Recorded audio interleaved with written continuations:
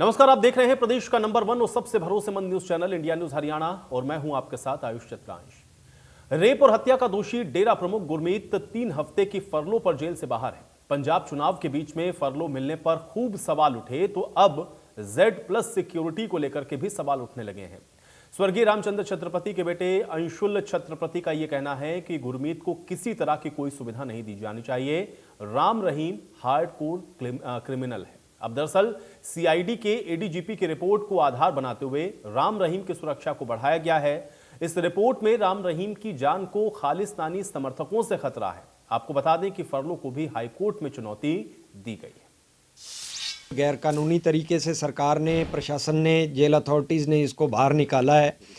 जो एक्ट के हिसाब से भी अगर देखते हैं तो हार्डकोर क्रिमिनल जो है उसको किसी तरीके से ऐसी सुविधा जो है वो नहीं दी जा सकती।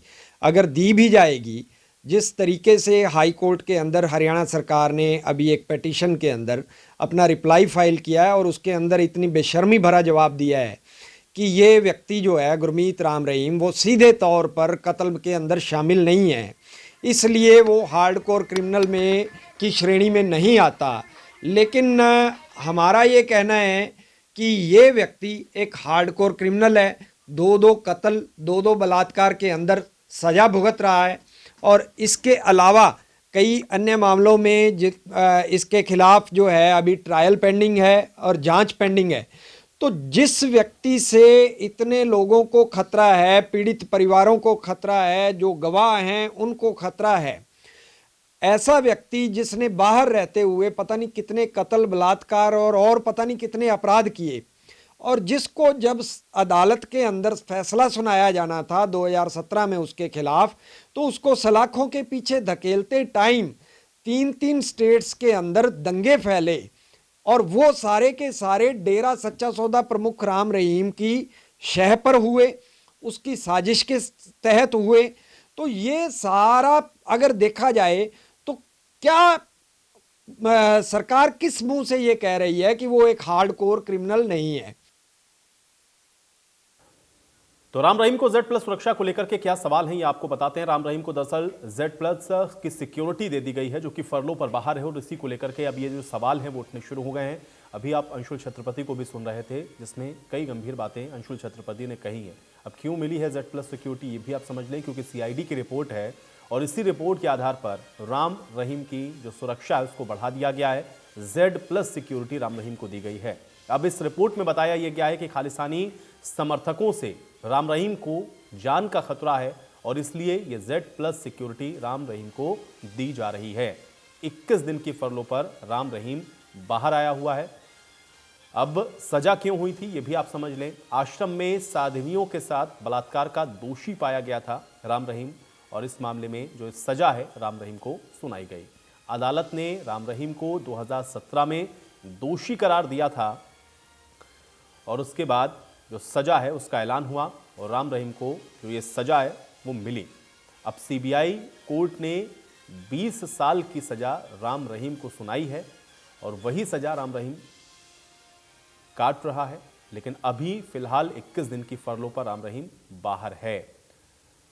तो इसमें पूर्व डेरा प्रबंधक रंजीत सिंह की हत्या का भी दोषी राम रहीम को माना गया है और ये तमाम ऐसे मामले थे जिसमें ये जो सजा है उसका ऐलान किया गया।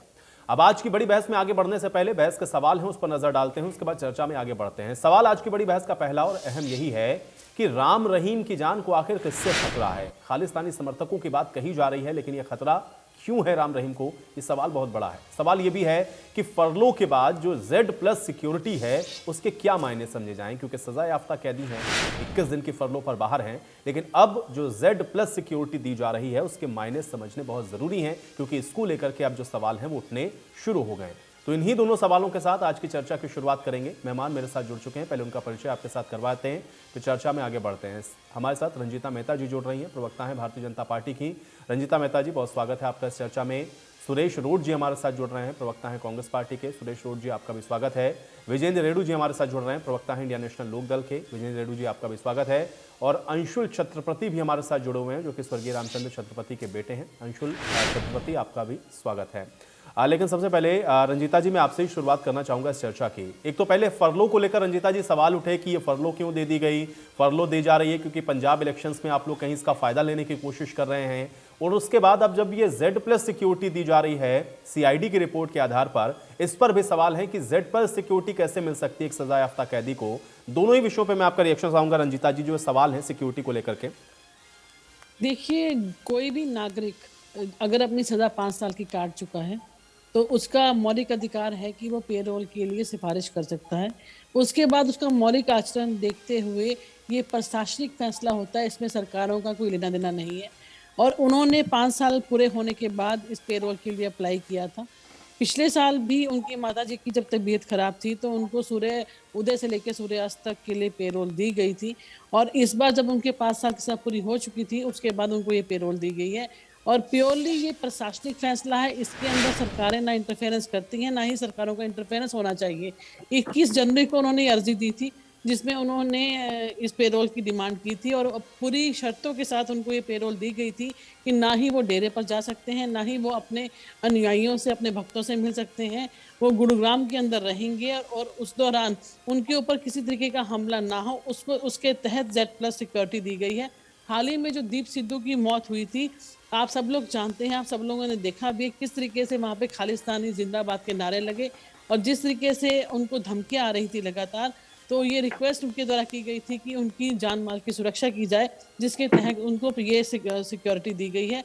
जब वो सजा याफ्ता नहीं थे तब भी उनके पास ये सिक्योरिटी थी, और जेल के अंदर हमारे पास सभी पुख्ता इंतजाम होते हैं। जेल के अंदर हर इंसान एक कैदी की तरह जीवन व्यतीत करता है, पर हाँ, जब वो जेल से बाहर है तो उनको सुरक्षा प्रदान करना एक मौलिक अधिकार है किसी भी नागरिक का, उसको सरकार को देना पड़ता है। उसी के तहत ये Z+ सिक्योरिटी दी गई है। अंशुल छत्रपति हमारे साथ जुड़े हुए हैं। अंशुल, चूंकि अभी रंजीता जी कह रहे थे, देखिए इसमें भाई सरकार का तो सीधा कोई इंटरफेरेंस नहीं है, जो रिपोर्ट है उसके आधार पर यह निर्णय ले लिया गया है कि उनको Z+ सिक्योरिटी मिलनी चाहिए क्योंकि जान का खतरा है। क्या आपत्ति है आपकी अंशुल? आपका रिएक्शन चाहता हूं मैं इस पर।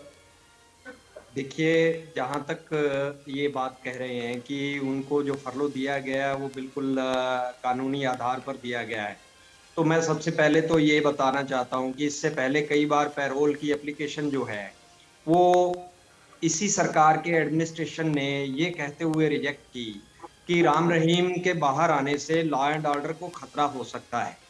तो क्या अब वो खतरा बरकरार नहीं है? अगर नहीं है तो आप दोबारा आपने जो रिपोर्ट करवाई है, मुझे लगता है कि ये इलेक्शंस को लेकर कहीं ना कहीं एक दबाव का जो है और वोट की रणनीति है, उसी के तहत लिया गया फैसला है।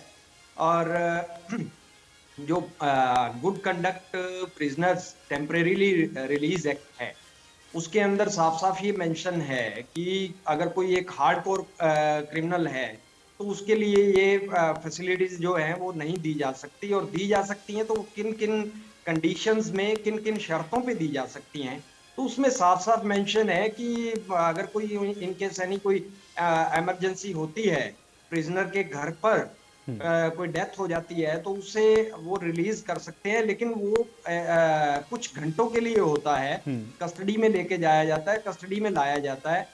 यहाँ तक ये 3 साल के बाद बात कर रहे हैं कि उनका राइट बनता है, तो 5 साल के बाद हार्डकोर क्रिमिनल का राइट जो है वो वहीं खत्म हो जाता है, उसी कानून के तहत वो खत्म होता है जिस कानून के तहत आपने उसको ये दिया है। ठीक है। सुरेश रोड जी, आपका भी रिएक्शन चाहूंगा। Z+ सिक्योरिटी को लेकर के इस समय जो सवाल हैं, आप उसको कैसे देखते हैं? देखिए, कहीं ना कहीं पंजाब चुनाव को मद्देनजर रखते हुए पहले उनको AG हरियाणा की तरफ से कोर्ट में जो एक एफिडेविट दिया गया, तो जैसे छत्रपति जी ने भी उसका भी जिक्र किया, जिसके तहत उनको हार्डकोर क्रिमिनल की श्रेणी से बाहर निकाला गया। सरकार का या बीजेपी का सीधा हस्तक्षेप इससे नजर आता है। चलो ADGP CID की रिपोर्ट एक अलग भी हो सकती है, लेकिन सबसे पहले अगर उनको श्रेणी से बाहर नहीं निकाला जाता, शायद वो सिक्योरिटी या फिर बाहर फरलो के लिए नहीं आ सकते। तो बड़ी बात यही है सरकार का, क्योंकि पंजाब में चुनाव थे और उसके मद्देनजर ये बात तो हर कोई समझ सकता है। लेकिन इसमें जैसे अनुयायी उनके काफ़ी हैं, चलो हम सभी की भावनाओं का आदर करते हैं, कांग्रेस पार्टी सबकी भावनाओं की कदर करती है, लेकिन एक बात बड़ी ये भी आती है कि जब अनुयायी भी उनको भगवान मानते हैं और भगवान को खुद अपनी जान को खतरा हो, वो भी सिक्योरिटी ले रहे हैं, तो मैं समझता हूँ कि सरकार ने कहीं ना कहीं राम रहीम जी की भी जो छवि है, ये सिक्योरिटी देकर और ये कह के एक तरह से उनकी भगवान वाली छवि तो कहीं पर नजर नहीं आई। ये जो स्टेप है, आप उनको 2017 में अरेस्ट करते हैं और काफी अनुयायियों को पहले इकट्ठा होने का मौका देते हैं। मेरे ख्याल 26 अगस्त 2017 के अखबारों में छपी हुई खबर थी कि 36 के आसपास वहां पर मृत्यु हुई, लोग मारे गए, भगदड़ हुई या दंगे हुए। इसके लिए कौन जिम्मेवार है? अगर बीजेपी सरकार ने राम रहीम जी को समय अरेस्ट किया और उनको 20 साल की सजा हुई, जहां तक मेरी जानकारी है शायद 2 रेप के केस थे और मर्डर का केस था, जिसमें 10-10 साल की 2 केसों में अलग अलग सजा सुनाई, टोटल सजा 20 साल। वो बीजेपी के शासन के समय में हुई, तो उस समय भी एजी और डबल एजी बीजेपी सरकार के यहीं पर। तो ऐसे में बिल्कुल सीधा है कांग्रेस पार्टी का मानना। तो हम सबकी भावनाओं का आदर करते हुए ये बात कहना चाहते हैं कि भगवान को सुरक्षा की जरूरत नहीं होती। इससे राम रहीम जी की भी छवि को इन्होंने राजनीतिक लाभ के लिए धुंधला करने का कार्य किया है। पहली बात तो ये बनती। और दूसरी बात, कोई भी हार्डकोर क्रिमिनल हो तो न्यायपालिका के काम में हस्तक्षेप करके राजनीतिक लाभ के लिए, ये भी एक अच्छी शुरुआत नहीं है। आप कितने लोगों को ऐसे सुरक्षा देंगे? चाहे सुधीर चौधरी हो जी न्यूज वाला, नवीन जिंदल जी के मामले में जैसे वो मुझे बार बार जिक्र करने की जरूरत नहीं, जो मैटर था 20 करोड़ का जैसे सामने आया था, उनको सुरक्षा दी गई। चलो राम रहीम जी को दे दी आपने, तो बाबा रामदेव जी को तो कोई ऐसी बात नहीं थी, उनको भी आपने सुरक्षा दे दी। और तो छोड़िए, आप कंगना रनावत जी को आपने सुरक्षा दे दी। और मेरी ये पीड़ा भी है और मेरी पार्टी की तरफ से मैं ये कहना भी चाहूंगा कि आपने गांधी परिवार की सुरक्षा ये कह के हटा ली कि सरकार पे अनावश्यक बोझ पड़ता है, खर्चा होता है सरकार। चलो वो देश का, अगर राष्ट्र का इतना सोचते हैं तो ये इन लोगों को जो डिजर्व नहीं करते और गैर कानूनी तौर पे मैं कह सकता हूँ सुरक्षा बांटी जा रही है, तो आप किस मुंह से कह सकते हैं गांधी परिवार की सुरक्षा को हटा के आपने सही कदम को गलत कदम आप साबित करने में लगे हुए थे कि हमने सुरक्षा हटाई है तो ये देश के लिए हटाई है। लेकिन आप अभी साबित करते जा रहे हो कि देश से आपका कोई सरोकार नहीं है। आपने वो द्वेष के कारण से गांधी परिवार की सुरक्षा हटाई और अब आप नॉन डिजर्विंग लोगों को ये सुरक्षा बांटते जा रहे हैं। विजेंद्र रेड्डी जी, पार्टी का सीधा कांग्रेस पार्टी का इस मामले में विरोध है। हम ठीक है, चलिए आपने अपनी आपत्ति बता दी। विजेंद्र रेड्डी जी आपका रिएक्शन चाहता हूं मैं। आयुष जी, देखिए, सरकार की नैतिक जिम्मेवारी बनती है कि वो प्रदेश के हर नागरिक को सुरक्षा प्रदान करे।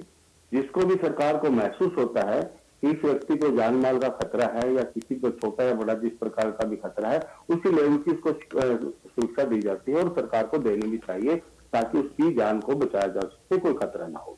लेकिन आयुष जी, सवाल यहाँ पर यह खड़ा होता है, 26 अगस्त 2017 को जब पंचकुला में बिल्कुल एक धोखे के साथ इनको बुलाया गया था कि भाई हम आपको नाश्ता भी करवाएंगे, खाना भी खिलाएंगे, मुझे वो सीन पूरा याद है, अखबारों में पढ़ा था, टेलीविजन पर, आपके चैनलों पर हमने देखा, और किस प्रकार से इसको एक बिल्कुल टोटली हार्ड कोर क्रिमिनल के बना करके और सुनारिया की जेल में वाया हेलीकॉप्टर भेजने का काम किया था और वहां उनको अंदर कर दिया।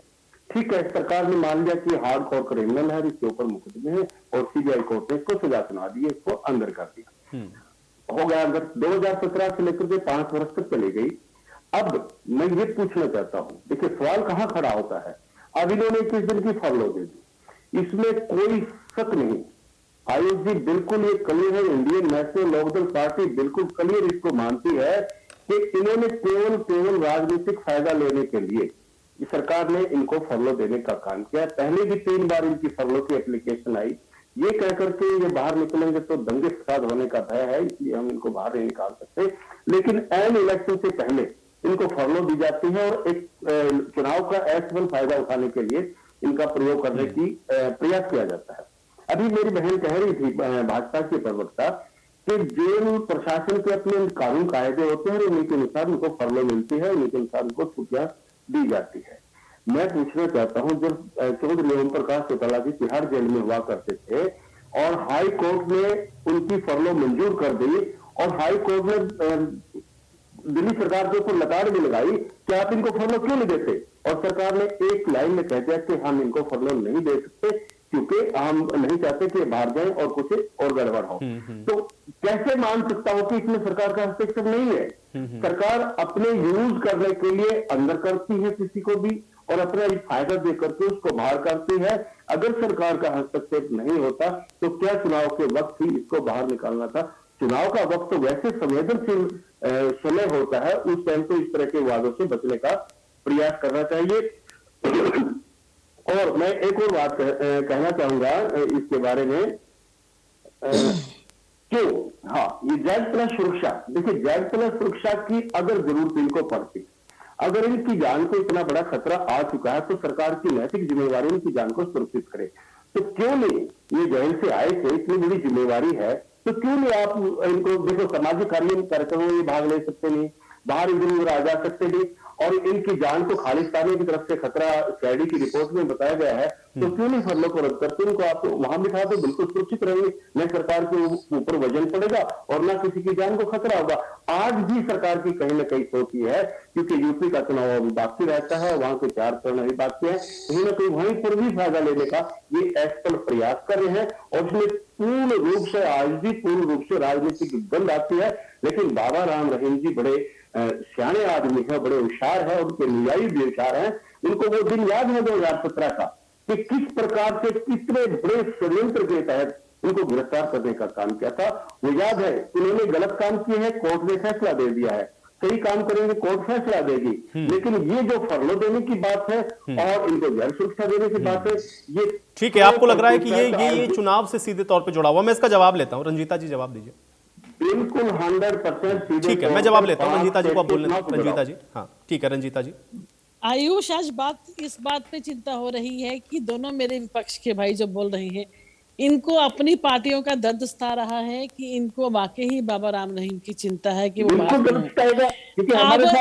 आपकी बारी आएगी, ठीक है रेडू साहब, देखिए मैंने इसीलिए पूरा भरपूर समय आप सबको दिया है। अब रंजीता जी को बोलने दें, लेकिन उनसे जवाब लेना, मुझे जवाब सुनिए पहले। हाँ रंजीता जी।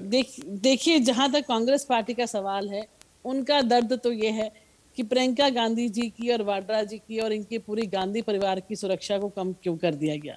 उनको और किसी बात का लेना देना नहीं है। उनके लिए सर्टिफिकेट लेना पड़ेगा गांधी परिवार से कि कौन डिजर्व करता है सुरक्षा और कौन डिजर्व नहीं करता। इनके लिए गांधी परिवार सबसे ज्यादा इंपॉर्टेंट है। इनके लिए बाबा राम रहीम, इनके लिए कंगना रनौत या कोई भी इंसान शख्स जिसकी जान को खतरा है वो मायने नहीं रखता। सबसे ज्यादा जो जान है वो गांधी परिवार की प्रिय है, उसको सबसे ज्यादा सुरक्षा मिलनी चाहिए। तो आज दर्द इस बात का है कि गांधी परिवार की सुरक्षा कम कर दी गई है, जेड से वाई कर दी गई है, या आपको इस बात से परेशानी है कि बाबा राम रहीम को जेड प्लस सिक्योरिटी क्यों दी गई है। आपके सामने ये सीआईडी की रिपोर्ट है कि खालिस्तानियों के द्वारा उनको लगातार धमकियां दी जा रही हैं, जिसके तहत हमारी जिम्मेदारी बनती है कि हम उनको सुरक्षा प्रदान करें। और जहां तक बात है रेडू साहब की, मैं इनका दर्द भी जान सकती हूं कि इनके पूर्वज भी लगातार जब जेल में रहे और बार बार जब भी चुनाव आता था, कभी जींद का चुनाव है, कभी बड़ौदा का उपचुनाव है, कभी कहीं और का चुनाव है, तो बार बार ये पेरोल के लिए अप्लाई करते थे और काफी बार इनकी पेरोल स्वीकार भी की गई प्रशासन के द्वारा और उनको बाहर आने भी दिया गया, बल्कि वो तो बाकायदा चुनावी रैलियों में हिस्सा भी लेते थे, संबोधित भी करते थे। तो जो आप चीजों आपको सूट करती हैं चीजें, वो सब चीजें सही हैं, और अगर वो चीज किसी और इंसान को दी जाती है तो उसके लिए आपको आपत्ति है कि वो बीजेपी को फायदा देगी। मैं आपको पहले भी बता चुकी हूँ कि जिस तरीके से खालिस्तानी नारे लग रहे थे दीप सिद्धू की मौत के ऊपर, वो हाल ही की घटना थी, और जिस तरीके से 1,82,00,000 के इनाम की बात की गई थी जस्टिस फॉर सिख जस्टिस जो उनकी ऑर्गेनाइजेशन है, उसके तहत लगातार धमकियां आ रही थी, जिसके तहत ये सुरक्षा बढ़ाई गई है। जब वो जेल से पहले बाहर थे तब भी उनके पास जेड प्लस सिक्योरिटी थी, और हर उस इंसान की सुरक्षा करना प्रशासन का काम है जो इस हिंदुस्तान के अंदर रहता है, चाहे वो सजा याफ्ता है, पर अगर जेल के अंदर है तो जेल की सुरक्षा पुख्ता कदम होती है, वहां पे कदम उठाए जाते हैं, और अगर उसके बाहर है तब भी सरकार की जिम्मेदारी बनती है कि उनको सुरक्षा दे। राजनीतिक पार्टियां कहीं ना कहीं अपने महत्व के लिए अपने लोगों की जिस तरीके से सिक्योरिटी कम की गई या ज्यादा की गई, अपने लोगों को पेरोल मिली या नहीं मिली, उसको इस चीज के साथ जोड़कर नहीं देख सकते। अंशुल छत्रपति क्या कहना चाह रहे थे? जी मैं अब सुरक्षा का सवाल उठा है, सुरक्षा का मुद्दा उठा है, तो मैं सबसे पहले एक चीज स्पष्ट करना चाहता हूँ कि अभी सरकार को रिप्रेजेंट कर रही थी बीजेपी की तरफ से मैम रंजीता जी, तो उन्होंने जिस तरीके से कहा कि सरकार की जिम्मेवारी बनती है हर एक नागरिक की सुरक्षा की, तो यहाँ एक सवाल ये है कि जब लंबे अरसे से जब ये केस जो है वो इन्वेस्टिगेशन उनकी चल रही थी और उनका उसके बाद ट्रायल चल रहा था, तो गुरमीत राम रहीम के ऊपर जो चार्जेस थे मर्डर्स के, रेप के और साधुओं को नपुंसक बनाए जाने के, कई तरह के चार्जेस थे उसके खिलाफ। वो व्यक्ति जो हत्याओं और बलात्कार का इन्वेस्टिगेशन जिसके खिलाफ चल रही थी और उसके बाद उसके खिलाफ ट्रायल चल रहा था, वो व्यक्ति उसने लगातार लॉ एंड ऑर्डर को उसको एक तरह से तहस नहस किया। और उसके बाद जब 2007 की बात मैं करूं, 2007 में जब डेरा वर्सेस सिख विवाद खड़ा हुआ, वो भी मतलब गुरु ग्रंथ साहब की गुरु गोविंद सिंह जी की पोशाक को लेकर एक जो मामला था, उस विवाद के बाद लगभग जितनी भी घटनाएं हुई पूरे देश के अंदर हुई, हरियाणा में हुई, पंजाब में, राजस्थान में और भी बहुत सारी जगह पे घटनाएं हुई।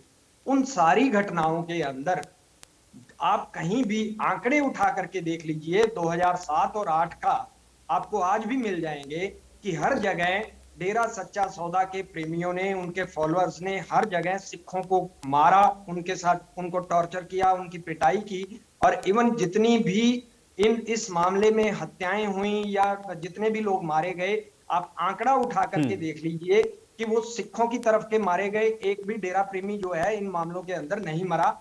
सिर्फ एक सुनाम के अंदर एक डेरा प्रेमी की हत्या हुई थी। बाकी आप ये देखिए कि जो व्यक्ति सिरसा से चल करके महाराष्ट्र के मुलुंड में गया और वहां उसके एक पर्सनल गनमैन ने एक सिख पर गोली चलाई और उसका मर्डर करके वो व्यक्ति इतनी स्टेट्स को पार करके बिल्कुल सेफली जो है वो सिरसा में वापस आ गया। ऐसे व्यक्ति को सिखों से क्या खतरा हो सकता है या खालिस्तानियों से क्या खतरा हो सकता है? जिस व्यक्ति से पूरे समाज को खतरा है, जो लगातार रेप कर रहा था, मर्डर कर रहा था, उसके बाद डेरा वर्सेस सिख क्लैश के अंदर लगातार सिखों पर अटैक होते रहे, सिखों को मारा गया। नहीं, लेकिन अंशुल फिर मुझे ये बताएं, अगर उनको खतरा नहीं है तो सरकार को Z+ सिक्योरिटी देने से क्या फायदा है?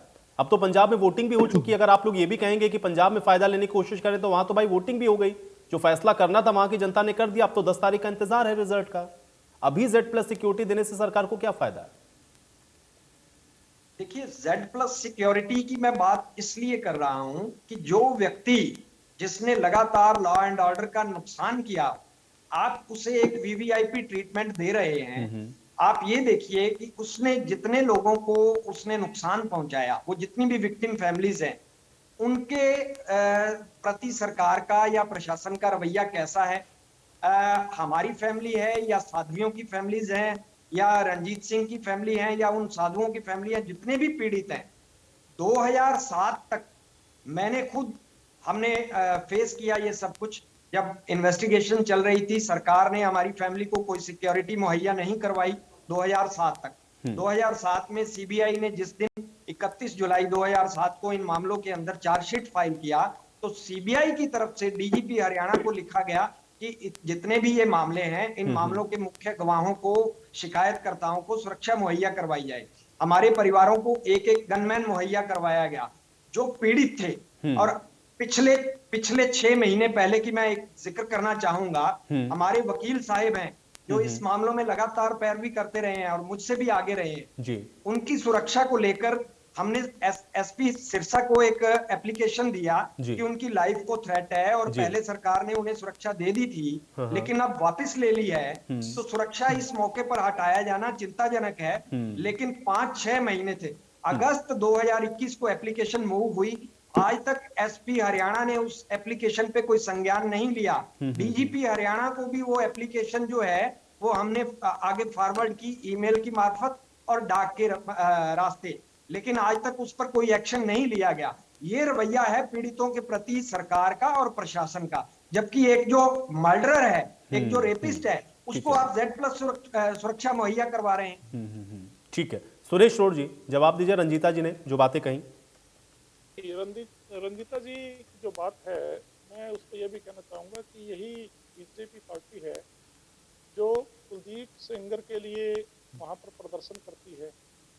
सिर्फ हम गांधी फैमिली की बात के लिए नहीं कह रहे इस बात को, लेकिन ऐसे लोगों का हौसला बढ़ाना, सिर्फ सिक्योरिटी दे के सरकार ने भी अपने आप को कटघरे में खड़ा कर लिया। इससे पहले तो चलो बीजेपी के लोग थे, ये वर्कर लोग थे जो जुलूस निकालते थे, जो उनके लिए आंदोलन करते थे, उसके जिंदाबाद के नारे लगाते। अब इससे यह साबित हो गया है कि सरकार और उस जैसे कुलदीप सेंगर के लिए नारे लगाने वाले लोगों के बीच में बड़ा अच्छा तालमेल है। मैं छत्रपति भाई से बिल्कुल सहमत हूँ जो इन्होंने कहा कि इन पीड़ित परिवारों पे क्या गुजरेगी। सुरक्षा इनको होनी चाहिए थी। जिस तरीके से सीबीआई ने, अगर आप थोड़ा पीछे जाए, जिस तरीके से ट्रायल की, और सीबीआई के, मैं तो उनको जो आईओ थे इस केस में, उनकी बड़ी प्रशंसा हमने करनी चाहिए सभी ने कि उन्होंने किस तरीके से इतने लोगों को, गवाहों को एक तरह से कोर्ट की प्रक्रिया में शामिल करके इसको अंजाम दिया। उनको कितनी धमकियां मिली हैं, तो जिनको धमकी मिलती थी, जिनको असली खतरा था, उस समय सरकार कहाँ चली गई थी। और अभी जो छत्रपति जी ने कहा कि इन्होंने कोई एप्लीकेशन मूव की है, उस पर प्रशासन क्यों मौन है आज तक। कांग्रेस पार्टी इस बात पे भी सरकार को यह कहना चाहती है कि जो छत्रपति जी ने अभी बोली है बात, कि उस एप्लीकेशन का संज्ञान लिया जाएगा। जो तत्परता अपने एजी हरियाणा और एडीजीपी सीआईडी से एकदम दोनों रिपोर्ट मंगवा के हार्डकोर क्रिमिनल से उनको बाहर निकाला है राम रहीम जी को, ऐसे आप इन पीड़ितों को भी दे दीजिए ना सुविधाएं सारी। ये राजनीतिक से प्रेरित मामला है। और आप एक बात पूछ रहे थे अभी कि पंजाब के चुनाव हो चुके हैं, इस समय क्या लाभ है सरकार को, तो इसमें यह भी हो सकता है ना ओबलाइज किया गया हो। सरकार ने पहले पंजाब के चुनाव में मदद ली और उसके लिए टर्म एंड कंडीशन कोई ना कोई बैठ हुई होंगी, इसमें ओबलाइज कर दिया उनको एक तरह से। तो कानून की प्रक्रिया में हमारा ये मानना है कि कोर्ट ने जो काम किया है, या कोर्ट के जो आदेश हुए थे, ये कोई रिपोर्ट के बेस पे कोर्ट की प्रक्रिया को प्रभावित करना ना तो स्वच्छ राजनीति है, या धर्म का इस्तेमाल करना, ये भी एक स्वच्छ राजनीति नहीं है। हम सिर्फ ये कहना चाहते हैं कि न्यायपालिका के कार्य में भी हस्तक्षेप है, और धर्म के आधार पर राजनीति करना ये लोकतांत्रिक मूल्यों का भी हनन है, जिसमें सरकार सरेआम एक दोषी साबित हो। ठीक है, रेणु साहब। हाँ आयुष जी, मैं ये कहना चाहूंगा, हमारी बहन ने इस मुद्दे को उठाने का काम किया कि हमारे को दर्द सता रहा है। बिल्कुल इसमें कोई संदेह नहीं कि हमारे को दर्द सता रहा है।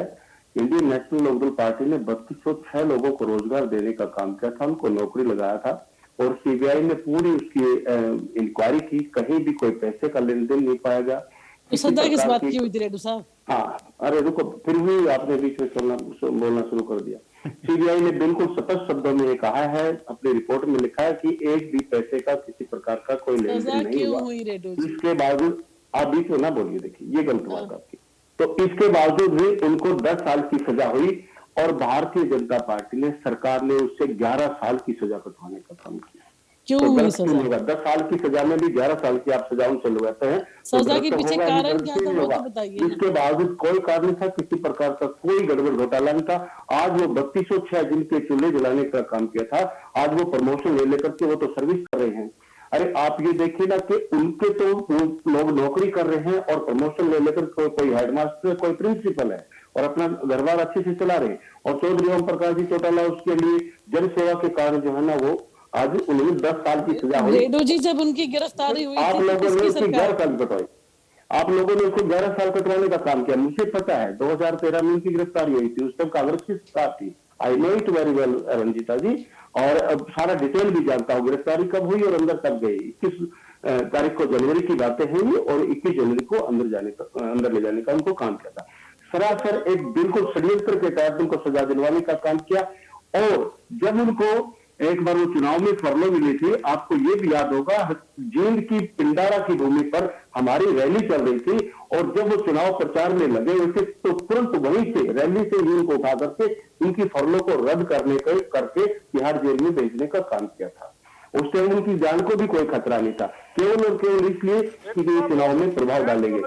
जी ने पूछा, आप उसका जवाब दीजिए ना। हाँ, उनको इसलिए जेल दे में दिया मैंने जवाब। कैसे भेजो तो बात होगी। गौर साहब ले लो। हेलो, मैं आपको जवाब दे देता हूँ गौर साहब, आपको जवाब देता हूँ। कांग्रेस पार्टी ने एक षड्यंत्र के तहत एक साजिश रचने का काम किया। उसके नाम भी बता दूं क्या? माननीय करुण दलाल जी, कांग्रेस ने जानबूझ करके आपने उस मुद्दे को उठा करके, एक मिनट मेरी बात पूरी होने दीजिए ना। कांग्रेस पार्टी ने एक षड्यंत्र के तहत हरियाणा प्रदेश में भूपेंद्र हुड्डा जी की सरकार थी, 5 से लेकर के और 14 तक आप लोगों का शासन था।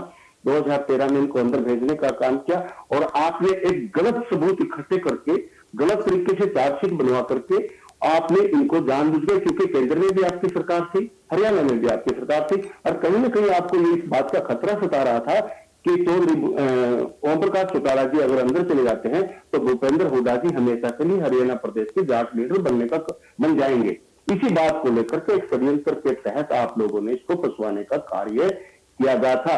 फर्स्ट एफआईआर में, मेरे को एक बात और बता दीजिए फिर आप बोल लीजिए। फर्स्ट एफआईआर में कहीं भी न ओम प्रकाश चौटाला जी का नाम था, ना ही कहीं भी जो है अजय सिंह जी का नाम था। जो बाद में इनके नामों को एडजस्ट किया गया, जो कि बिल्कुल भारतीय दंड संहिता की सभी धाराओं के खिलाफ जाता है कि प्राथमिकी में अगर किसी का नाम नहीं है तो बाद में उसका नाम ऐड नहीं किया जा सकता। वो आप लोगों ने उस नाम को ऐड करवा करके वो षड्यंत्र के तहत इनको, मुझे डेट भी अभी मुझे याद नहीं आ रही है, आपने 2006 में शायद एक अलग से एफआईआर में नाम दर्ज करवा करके फिर इनको अंदर डलवाने का कार्य किया। ठीक है रंजीता जी, चूंकि अभी यहाँ पर जो बात छत्रपति जी के बेटे ने कही वो बहुत महत्वपूर्ण है, क्योंकि वो ये कह रहे हैं कि एक तो उनकी सिक्योरिटी, जब वो लोग इन सारी चीज़ों को लेकर के बार बार अपील कर रहे थे तब वहाँ पर कितने हर्डल्स थे, वकील को लेकर के भी जो उनकी सिक्योरिटी है वो वापस ले ली गई, उस समय भी बहुत ज़्यादा अभी भी उदासीनता उस विषय में है। लेकिन राम रहीम जो उसकी सजायाफ्ता है उसको आप लोग तत्काल दे रहे हैं, और इस पर सुरेश रोड जी का यह भी कहना है कि हो सकता है कि अब आप लोग उनको जो है ओबलाइज कर रहे हो, चूंकि पंजाब में इसका असर हो चुका होगा, वो इस बात को भी कहीं ना कहीं मान रहे हैं। इन दोनों ही सवालों का जवाब दीजिए रंजीता जी। देखिए, जहां तक फरलो की बात है, 27 फरवरी तक उनकी फरलो है और आज 22 तारीख हो चुकी है। 5 दिन में ऐसी कौन सी ऑब्लिगेशन हो जाएगी जेड प्लस सिक्योरिटी से, ऐसी कौन सी उनकी इंजॉयमेंट हो जाएगी, मेरी समझ से परे है। हाँ, निश्चित तौर पे हर एक घंटा वो कीमती होता है अगर उनकी जान को खतरा है। आज जिस तरीके से सीआईडी की रिपोर्ट है, ये हमारी रिपोर्ट नहीं है, किसी और की रिपोर्ट नहीं है, सीआईडी की रिपोर्ट के मुताबिक उनको जेड प्लस सिक्योरिटी बढ़ाई गई है, ना कि राम रहीम जी ने मांगी थी। सीआईडी ने कहा है कि हमें खालिस्तानी समर्थकों से इनकी जान का खतरा है, इसलिए हमारे पास पुख्ता सबूत हैं, क्लू हैं, इसलिए इनकी जेड प्लस सिक्योरिटी की जाए, जिसके तहत से सिक्योरिटी की गई है। और जहां तक रेड्डू जी की बात है, जिस तरीके से बाबा बोल रहे हैं कि पेरोल के ऊपर वो बाहर आए थे, उनको रैली के बाद तुरंत वहां से उठा लिया गया। जब पेरोल दी जाती है नियम और शर्तों पे दी जाती है, उन नियम और शर्तों में लिखा होता है कि ना तो आप इस फरलो के दौरान कोई भी जनसभा कर सकते हैं, लोगों को संबोधित कर सकते हैं, भीड़ भाड़ के इलाके में जा सकते हैं। उन्होंने उसकी उल्लंघना की थी, जन्मदिन मनाया जा रहा, उन्होंने रेड्डू जी उन्होंने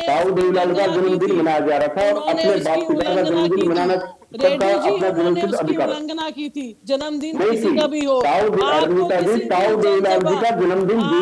जनसभा को एड्रेस करने के लिए रोका गया था, उसके बावजूद आप इस बात की उल्लंघना करते हैं तो प्रशासन और कानून अपना काम करेगा। आप कुत्ते की तरह करते होंगे, फिर हमारी सरकार में ऐसा नहीं होता। कानून सबके लिए बराबर है, कानून सबके लिए बराबर है, कानून सबके लिए बराबर है। उनको नियमों और शर्तों के अनुसार पेरोल दी थी। अगर वो नियमों और शर्तों को तो आप मुझे एक बात का जवाब दीजिए कि नियम और शर्तें सबके लिए लागू होती हैं। अगर सजा आता है तो जन्मदिन वो कमरे में बैठकर मना सकते हैं, ना कि किसी सभा में बैठकर एड्रेस करके। जनाब इनके अरे रेड्डू साहब, सजा याफ्ताओं के लिए फॉलोअर्स होना कोई बड़ी बात नहीं है। राम रहीम जी के भी बहुत फॉलोअर्स हैं, पर अगर आप सजा याफ्ता हैं तो राम रहीम जी भी कह सकते हैं कि मेरे फलाने का जन्मदिन था, मैं तो जन्मदिन मनाने गया था, तो उनको भी इस बात की इजाजत नहीं दी जाएगी। राम रहीम जी के केस में और उनके केस में जमीन और आसमान का अंतर है। सर, मैं कन्विक्शन की बात करती हूँ। उनको कोर्ट की तरफ से उनको भी षड्यंत्र के तहत ही सजा हुई है और 120B लगी है, उसके तहत उनको सजा हुई है कि डायरेक्ट वो इन्वॉल्व नहीं थे। 120B के तहत उनको ये सजा हुई है, इसलिए आप किसी का कंपैरिजन किसी से ना करें तो बढ़िया है। हाँ, मैं कंपैरिजन नहीं करा, मैं तो फिर ये कह रहा हूँ जो आपने सवाल उठाया मैंने उसका जवाब दिया। उनको ये सुरक्षा दी गई है। सीआईडी रिपोर्ट के तहत उनको खालिस्तानियों से खतरा है। जिस तरीके से नारे लगाए गए हैं दीप सिद्धू की मौत पर, बहुत ही कम टाइम हुआ है उसकी मौत को और उसके क्रियाक्रम को, तो उसके तहत सीआईडी ने जो भी हमें इनपुट दी उसके तहत उनको Z+ सिक्योरिटी दी गई है। फरलो का अधिकार किसी भी सजायाफ्ता को 5 साल के बाद होता है, जो दी गई है। हाँ, दूसरी बात जो भी छत्रपति जी के बेटे ये बात कर रहे हैं कि इनके किसी वकील की सुरक्षा वापस ले ली गई, निश्चित तौर पे सरकार का नियम बनता है, धर्म बनता है कि हर उस इंसान को सुरक्षा दी जाए जिसकी जान को खतरा है।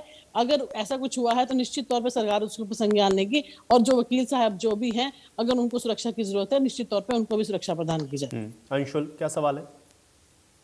जी, मेरा सवाल ये है कि सबसे पहले जो एडवोकेट जनरल हरियाणा ने रिप्लाई फाइल किया सरकार की तरफ से, अभी कल ही माननीय हाई कोर्ट के अंदर एक पिटीशन मूव हुआ है गुरमीत राम रहीम की फरलो को लेकर। उस पिटीशन पर हरियाणा सरकार को 18 तारीख को नोटिस हुआ, जिसका जवाब उन्होंने कल दायर किया 21 तारीख को। अभी कल 23 तारीख को फिर से उस पर सुनवाई जो है वो होगी।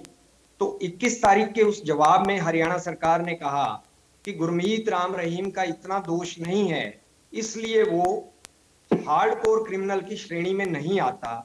तो मैं एक सवाल पूछना चाहता हूं कि 25 अगस्त 2017 की वो घटना, जब पंचकुला के वर्डिक्ट के समय जो कुछ घटित हुआ, सिर्फ हरियाणा में नहीं, पंचकुला में नहीं, पूरे हरियाणा के अंदर, पंजाब के अंदर, यूपी के अंदर, 3 स्टेट्स में दंगों की आग फैली, सरकार के हाथ पांव फूल गए। एक PIL मूव हुआ माननीय high court, Punjab and Haryana high court में। उस PIL पर लगातार महीनों सुनवाई चलती रही। उस सुनवाई में कई दिन तक उस चली सुनवाई के अंदर एडवोकेट जनरल हरियाणा जो है वो लगातार अपना पक्ष रखते रहे। उन्होंने SIT जो फॉर्म की गई इन दंगों की जांच के लिए, उस SIT की जांच का पूरा ब्यौरा वो लगातार रखते रहे माननीय हाई कोर्ट के सामने, और उसमें उन्होंने स्पष्ट कहा कि ये जो साजिश है दंगों की, वो डेरा सच्चा सौदा के अंदर रची गई। हमारी SIT की ये रिपोर्ट है, हमारी SIT की ये भी रिपोर्ट है कि उस साजिश का मुख्य साजिशकर्ता गुरमीत राम रहीम, आदित्य हिंसा, हनीप्रीत वगैरह वगैरह थे।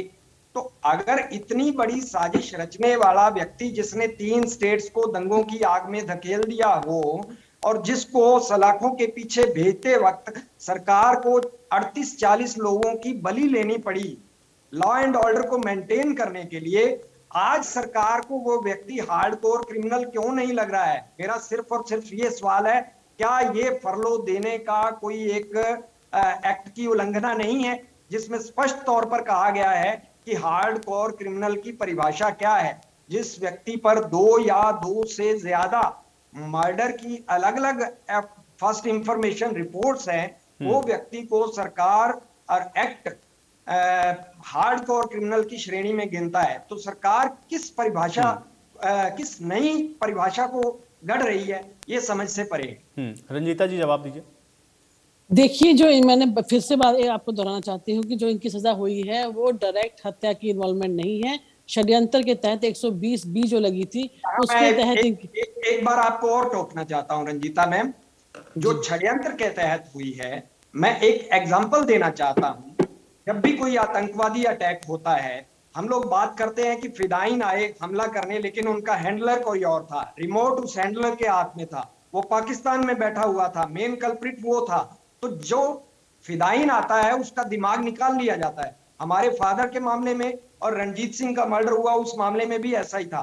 हम लोग उन शूटर्स को इतना गुनहगार नहीं मानते हैं जिनका धर्म के अंधता में दिमाग निकाल लिया गया और उनसे गोली चलवाई गई। मेन कल्प्रिट डेरा हेड गुरमीत राम रहीम था, जिसने ये साजिश रची इन मर्डर्स की। तो आप किसी भी तरीके से ये कहकर उसकी सजा को कम नहीं आंक सकते, उसके गुनाह को कम नहीं आंक सकते कि वो 120B में है। आप किसी भी कोर्ट के जानकार से, वकील से ये पूछ सकते हैं कि 120B अगर लगी है तो वो 302 के साथ चलती है, 302 के साथ गिनी जाती है, उसके साथ अटैच होती है। इसलिए गुरमीत राम रहीम को 120B में नहीं 302 में सजा हुई है। लाइफ इम्प्रिजनमेंट 2 बार हुई है, एक बार नहीं। ठीक है और रंजीता 2 जी, बलात्कार के रंजीता जी, मामलों में ठीक है 10 साल की सजा हुई है, जो कंकरेंटली चलेगी। रंजीता जी। देखिए आयुष, जो 5 साल का उनका जेल के अंदर आचरण रहा है, उस आचरण के तहत उनकी जो फरलो थी, उसके अंदर उनकी मेडिकल ग्राउंड्स के ऊपर उनको ये फरलो दी गई है और उनका आचरण 5 साल वहां पर अच्छा रहा। उसके तहत जेल सुप्रिटेंडेंट जो है आप उन्होंने इस चीज की 2017 के आचरण की बात कीजिए मैम। आप मैं मुझे एक बात का 2017 की जवाब, बात कर रहा हूँ। 2017 में 25 जो अगस्त हुआ उसकी 2017 सजा को वो क्या काट कुछ रहे हुआ? हैं। जो आपकी 2017 में सरकार ने, हुआ या आपके उससे पहले एडवोकेट हुआ, जनरल ने हाई उसकी कोर्ट सजा में वो क्या काट क्या रहे कुछ हैं। बोला? मैं आपका दर्द समझ सकती हूँ कि आप लोग विक्टिम परिवार से हैं, मैं आपका दर्द समझ सकती हूँ। जो 2017 या उससे पहले हुआ उसकी सजा के तहत ही वो 20 साल की सजा काट रहे हैं। पर जो 5 साल उनका अभी आचरण रहा है जेल के अंदर, उस आचरण के तहत जेल सुपरिटेंडेंट की सिफारिश पर ये अर्जी लगाई गई है और उसके बाद जो डिस्ट्रिक्ट जेल सुपरिटेंडेंट है वो वहां की तफ्तीश करते हैं, जहां पर उन्होंने जाना होता है, वहां से क्लियरेंस दी जाती है, हार्ड कोर क्रिमिनल के लिए जेल का फॉलो किया आचरण, जाता है। उसके बाद प्रॉपर प्रोसीजर के बाद ही ये फरलो जो है किसी भी व्यक्ति को दी जाती है। मैम मैं आपका मैम दर्द समझ सकती हूँ कि 2017 एक्सक्यूज में मी, जो हुआ या उससे पहले जो भी एक्सक्यूज हुआ। Me ma'am, excuse me. Hard core good conduct prisoners temporary release act, जिसकी शुरुआत ही गुड कंडक्ट नाम शब्द से होती है। नो डाउट आपने कहा कि जेल के अंदर उनका कंडक्ट जो है वो गुड है, लेकिन उस good conduct prisoners temporary release act के अंदर साफ साफ ये भी लिखा हुआ है कि एक हार्डकोर क्रिमिनल, उसका चाहे कंडक्ट गुड क्यों ना हो, उसके लिए बहुत सारी नियम और शर्तें तय हैं। उसको टेम्परेरीली रिलीज किसी भी हालत में फरलो या पैरोल का हक नहीं दिया जा सकता। ये भी साफ साफ उसके अंदर मेंशन है। आप इस बात पर क्यों नहीं आते हैं? आप एक्ट को अपने तरीके से भुना रहे हैं। आप गुड कंडक्ट की बात कर रहे हैं कि 5 साल उनका कंडक्ट जो गुड रहा। मैं बात कर रहा हूं 2017 के दंगों की। आप बात कर रहे हैं कि वो सजा भुगत रहे हैं। वो सजा भुगत रहे हैं 2-2 हत्याओं की, 2-2 बलात्कारों की। लेकिन 3 स्टेट्स के अंदर जो दंगे हुए, जो पंचकुला के अंदर आपकी सरकार को 40 आदमी मारने पड़े, उन हत्याओं का, उन दंगों का आरोपी भी गुरमीत राम रहीम है। आपकी एसआईटी ने जांच की, लेकिन आज तक वो छुट्टा घूम रहा है। उसको उस मामले में आपने सजा क्यों नहीं दिलवाई? तो अंशुल, आप क्या इसी पॉइंट पर अभी भी हैं? आपको लग रहा है कि सिर्फ पॉलिटिकल माइलेज के लिए आपको लग रहा है कि चाहे जेड पे सिक्योरिटी हो या फरलो हो, ये दी गई है? अंशुल बिल्कुल नो डाउट पॉलिटिक्स इस मामले में लगातार होती रही है, पहली बार नहीं हुई है। 20 साल से मैं देख रहा हूं, ये पहली दफा नहीं है। जब सीबीआई इन्वेस्टिगेशन चल रहा था, उसके बाद ट्रायल चल रहा था, तो वोट लोलुप राजनीति जो है वो लगातार इन मामलों के अंदर होती रही। गुरमीत राम रहीम ने अपनी स्किन सेव करने के लिए, अपनी चमड़ी सीबीआई से बचाने के लिए और कोर्ट से बचाने के लिए एक पॉलिटिकल विंग का गठन किया और राजनीतिक पार्टियों को वोट का लालच दिखाया कि हमारे एक फरमान पर हमारे चेले जो हैं, हमारे प्रेमी जो हैं, वो उसी पार्टी को वोट करेंगे जिसके नाम पर हम फतवा जारी करेंगे। और वही सत्ता लोलुप राजनीति जो है वो लगातार चलती आ रही है। वोटों के लालच में गुरमीत राम रहीम को हर बार उसका अट्रैक्शन जो है वो खत्म नहीं हो रहा है राजनीतिक पार्टियों के दिलो दिमाग से। तो कहीं ना कहीं ये बिल्कुल एक पॉलिटिक्स है इसके अंदर। अब आपने कहा कि ये पॉलिटिसाइज हो रहा है, रंजीता जी जवाब दीजिए। देखिए, जो मामला दंगों का है वो अभी भी मामला सब जुडिस है। उसके मामले में मैं बात ना करूं या कोई भी बात ना करे तो बेटर है। कानून ने जो सजा दी है और जो सजा तय की गई है, हम उसका सम्मान करते हैं। और कोई भी हस्तक्षेप किसी भी सरकार का किसी भी कानून के अंदर ना तो आज तक भारतीय जनता पार्टी ने किया है, ना ही आगे करेगी। निश्चित तौर पे सीआईडी की रिपोर्ट के तहत जो खतरा था उसके तहत Z+ सिक्योरिटी दी गई है और 27 तारीख को वापस जब वो जेल के अंदर होंगे तो सभी तरह की सिक्योरिटीज हटा ली जाएंगी, क्योंकि वहां पर हमारे पास पुख्ता इंतजाम है। एक सवाल मैम और है, मैं ये पूछना चाहता हूं प्रशासन से और आपकी सरकार से कि आप मुझे एग्जाम्पल के तौर पे एक भी आंकड़े आपके पास फैक्ट होंगे, फिगर होंगे सभी, कितने हार्डकोर क्रिमिनल्स को पूरी स्टेट के अंदर आपने मेदांता के अंदर इलाज करवाया? आपने उनको कितने हार्डकोर क्रिमिनल्स को मां से मिलवाने के लिए एक फार्म हाउस पर लेकर के गए? कितने हार्डकोर क्रिमिनल्स को आपने 21 दिन का फरलो दिया? एक भी आप एग्जाम्पल बता दीजिए, हम मान लेंगे कि आपने राम रहीम को भी सही दिया है फरलो। रंजीता जी एक भी एग्जाम्पल है तो बता दीजिए। देखिए ये आंकड़े निश्चित तौर पे मैं आपको, आप अगली बार डिबेट रखिए, पूरी लिस्ट, फेयर लिस्ट लेकर आऊंगी और आपके पास नहीं मिलेगा मैम, नहीं मिलेगा। नहीं, मैं आपको एक एक आंकड़ा गिनाऊंगी कि किस किस को दिया गया है फरलो और मैं हार्डकोर क्रिमिनल की बात कर रहा हूं मैम। वैसे मैं आपने बहुत दिया होगा, पूरी जेल अथॉरिटीज ने हजारों कैदियों को दिया होगा ये, लेकिन मैं हार्डकोर क्रिमिनल की बात कर रहा हूँ। क्योंकि मैं आपको बार बार बता रही हूँ कि ये हार्डकोर क्रिमिनल की श्रेणी में नहीं आते, जैसा कि आपने परिभाषित किया है, हमने परिभाषित नहीं किया किया है। है, हमने परिभाषित नहीं किया है, हमने परिभाषित नहीं किया। सरकारों का नहीं काम होता किसी को भी, सरकारों का नहीं कभी काम होता है किसी को परिभाषित करना, और ना ही चलिए अब आप लोग की इन्हीं आरोप प्रत्यारोप के बीच में चर्चा मुझे यही समाप्त करनी पड़ेगी, मेरे पास समय नहीं। आप लोगों का शुक्रिया, आप लोगों ने समय निकाला, आज इस चर्चा का हिस्सा बने। हालांकि जो सवाल राम रहीम को Z+ सिक्योरिटी देने को लेकर के उठे हैं, देखना यह है कि इस पर आगे जो पक्ष है वो किस तरीके से रखा जाता है। आज बड़ी बहस में मेरे साथ फिलहाल इतना ही।